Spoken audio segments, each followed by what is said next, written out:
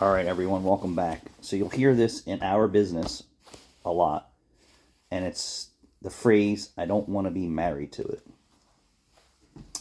What does that mean?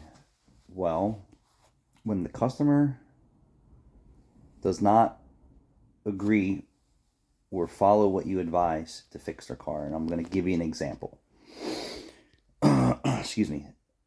The customer is in for some type of suspension problem, steering or suspension, just say steering and suspension. You take the car for a ride. The muffler's loud. The tire light's on. The engine light's on. There's noise in the front suspension. There is brake pulsation, steering wheel shake, and there's fluid leaking from the rack and pinion. And all they think is that the rack and pinion is bad, or something's leaking in the steering system. So once you complete your entire inspection, and then you go over what the car needs. So we're just going to fast forward past all the declined work of the stuff that you find on your road test and visual inspection. We're not talking air filters and fuel injections and tune-ups and dirty throttle bodies and belts. So you get into the car and you see that the struts are worn out, the sway bar links are bad, the sway bar frame bushings are bad, and I'm giving you a real scenario, both wheel bearings in the front have play in it, right? So when you check the wheel bearings and you're wiggling it, it has play in the wheel bearings, which is all part of the steering system. And then how can you do a proper wheel alignment with all those issues? You can't. So then you're saying, all right, it needs rack and pinion. At this mileage, you want to put new tie rods on, new power steering fluid, and you at least minimum want to set the toe on the car, because doing a full alignment is just a waste with loose and worn front end parts. Not just a little bit, enough to where there's play in them. So the customer only agrees to replacing the rack and pinion and setting the toe. And this is where you wind up getting married to the car.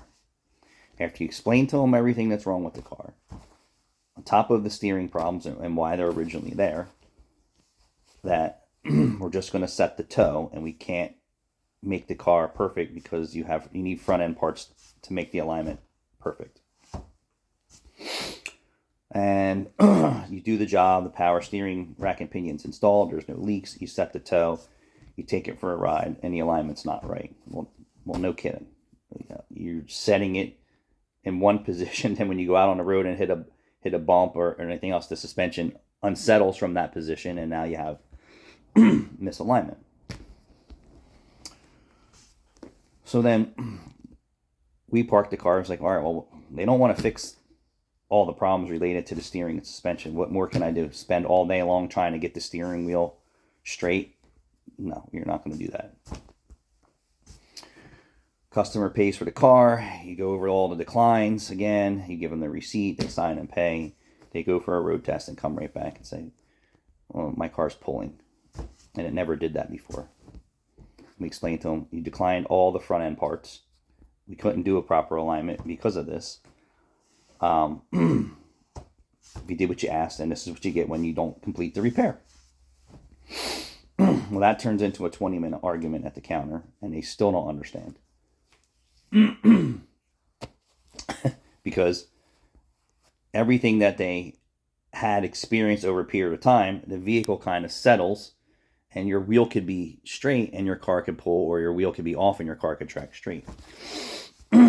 Or either one. It could track straight and have tire wear. That happens too. Which they had chopped tires on top of that. But they did decline the brakes. They did decline with wheel bearings. They did decline the front end work. They did basically decline everything other than the leak. But the leak wasn't their only problem. So it's technically an incomplete repair. And I should have just not did the job and avoided the stress and aggravation, right? That's where we say we don't want to be married to the job. When a customer is not fixing the car 100% the way that you advise, and then they have a problem. So if the customer fixed everything the way that I would advise in the front end steering system, and we went for a road test and something in alignment wasn't exactly the way it should be, you bring it back in and you redo it and you get it till it's right. We don't accept excuses for that unless we miss something or something is not going the way it's supposed to. And then that would be on us, right? We wouldn't go back to the customer and say, hey, we need to charge it for 3 alignments because it took us 3 times to get it back. But I've heard these stories. I've heard these stories go on in our industry. And it's still not right. I've heard this so many times in my days. I've been here and they've lined my car so many times, and they're lining it with a missed front end part or a turn plate that's stuck or something like that. Whatever the case is in the other place. That's where we say we don't want to be married to the car. We'll give you another example of tune-ups. My rule of thumb is if it's at 100,000 miles on it, minimum needs coil boots today. If it has wires, it absolutely needs wires. And the customer just wants to set up spark plugs. Once it's at 150,000 miles and they're not committing to coil or spark plug boots, I instantly decline the job. Why? Because of the aggravation that comes with being married to the job. And I'm sure that we can just talk about this on and on and on. Another reason why we don't pad slap anyone's car unless I look at it and say, yes, if based on my experience, my visual inspection, the condition of the rotors, and it's very rare that we will hang a set of pads on a front set of rotors, but some rear rotors, based on the conditions I see them, and no one in my shop will call that we will put brake pads on rotors in the back. Most rotors are solid today and basically not serviceable. So by hanging brake pads for people, what do you wind up with? Ever since my brake light's on, or my brakes shake, or my brakes stutter, or my brakes aren't smooth, or I got all this noise, that's why pad slaps don't go on. Only for the sheer fact is when the customer wants the bare bone minimum repair, there's consequences for that. And that same thing for exhaust systems. Like, people will come in and they'll say, my mechanic said I just need a catalytic converter, or my mechanic said I just need a patch, or I just need a weld. And I will look at the exhaust system and say, well, he missed this flange is ready to fall apart. He missed the flex pipes are ready to fall apart. He missed the holes in all these other sections. But you're here just for the smallest thing that he said is wrong. And it's the furthest things from exactly what's wrong with the car and how you have to approach it. So in most cases, I have to go out these vehicles for repair work with a Sawzall. Well, what does a Sawzall do? It shakes, it rattles, it bangs because you're cutting pieces apart. You could say you're using the chain cutter and you could use a torch. It doesn't matter. The system it requires replacement from front to rear. But now they're starting at the very bottom of their pocket to fix it. And I have to say, if you're not prepared to spend for the converter, the flex pipe, and this other piece that's going to legitimately fall apart in my hand, I absolutely do not want to touch your exhaust system because it will fall to pieces, because it's near falling to pieces. And you need an entire exhaust system as it is, and he should advise that. Other than saying, yeah, your 10 or 15-year-old exhaust system just needs a patch.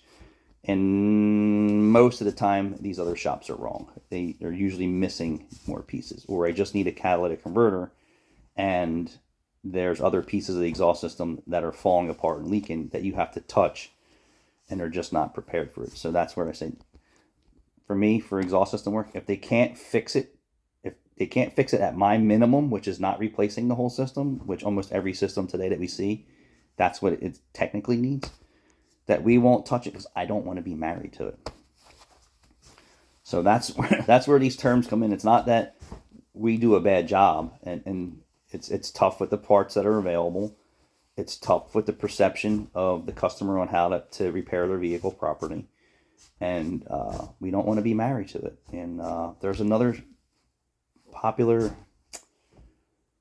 TikTok guy. That's where I saw him. And he was talking about doing lifters in people's vehicles today. And I have to disagree with his approach. And maybe because that's what the customer's budget only allowed. But he wound up being married to these cars that he didn't want to be. And I said, well, his first mistake is if you're doing internal engine work, it's time and chain guides, camshafts, lifters, push rods, followers. If the customer can't afford it, turn the work away, because you only wind up losing money on the job anyway. Or just put an engine in. So I actually have to message him because he had a job that he did for a customer, and they actually came back with the subframe bolts broke off in the frame or in the unibody. And he's like, all I did was work on the top of the car. I didn't take the bottom of the car apart. And he's like, and now I'm married to this thing. And then he had complications with the bolts. But I'm going to actually do a video for him and show him how we handle that stuff when unibody or subframe bolts break off in the boxes or in the frame rail or something like that. And we do this for body shops all the time. And it's pretty simple. You just cut the box of the body open, or, depending on the design, go into the floorboard or go into the back seat or go into the trunk area and open up that area. Remove the bolt and the stud from the top. But for us, it's very seldom we do it. Body mounts seem to be the toughest thing for us. And we see these rust buckets that the bolts snap off and there's nothing you can do about it. But you just cut the box open with a whizzer or a plasma cutter. Take out, the bad stuff. Put a new nut in there. Run your bolt up in. Weld everything back together, grind it down smooth, undercoat it, paint it, and you're home free. He got in over his head. He broke, I guess he got the bolts out and he was trying to run a tap through there, and then his tap broke into one side. Then he said, all right, let me work on the other side. That tap broke. I don't think he doesn't know what he's doing. I think he just said, I'm married to this thing. And I don't want to be married to this thing, so I want to actually message him and give him my advice. But he did ask, what he should do about the one lifter job, and my first thoughts were, well, if you're going to do any more work to his car, that you're going to say, hey, camshaft, lifters, time and chain guides, head gaskets, manifold gaskets, intake gaskets. It's a $4,000 or $5,000 job. Whatever you paid me to do the push rods, I think, were in that motor. And this is where he should have went further. It's like, why was one push rod bent? That's lifter failure. And even though it didn't fail completely, it's in the failure zone. And it lasted another month or a couple weeks after he worked on it. It's not his fault. It's mechanical issues and just the way it goes. He's not inside the lifter lubricating it and making it work. And he said, hey, I'll just take the $1,000 off the $4,000 or $5,000 job, and you're right back where you started. And then the customer still wasn't really happy with that. But it's your vehicle. You needed all that work to begin with, and he just got married to it when he didn't want to be married to it. So sometimes you just can't do that stuff. You always have to think about, am I going to be married to this car for the rest of my life? Not including that, a full tune-up on top of that, We had a scenario where the dealership had a vehicle for a thermostat. It was back twice. I did a video on that. And as soon as we opened the motor up to get down inside there to take the upper and lower intake off, take the GDI injectors out to gain access to the thermostat housing, that I noticed the intake valves were crumbed up. 55,000 miles, caked up, sludged up, pudding on the top of some of them. And I'm like, we got to tell the customer right now that I don't want to be married to this car if they don't do something about these intake valves now while the engine's open. And one side it was easy to do, the other side was hard to do because the engine configuration. And then they saw the videos and they're like, hey, yes, we weren't aware, and they actually agreed to it. And the reason why I said that is because when I'm done, right, you're moving things around, there's antifreeze, there's brake clean, there's all this stuff. It could loosen up some chunkies and it could create some problems. So now that I actually cleaned the valves and did all that stuff, we're like, hey, it's almost due for a 60K service next, so that's, next round of maintenance is spark plugs and, PCV service and whatever else this car needs.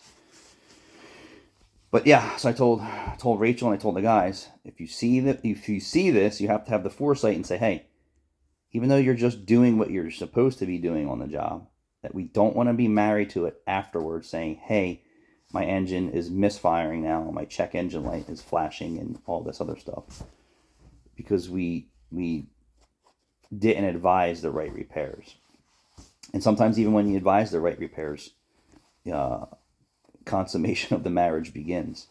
So that's what it's all about. I got to get my ass to work. Thanks for watching.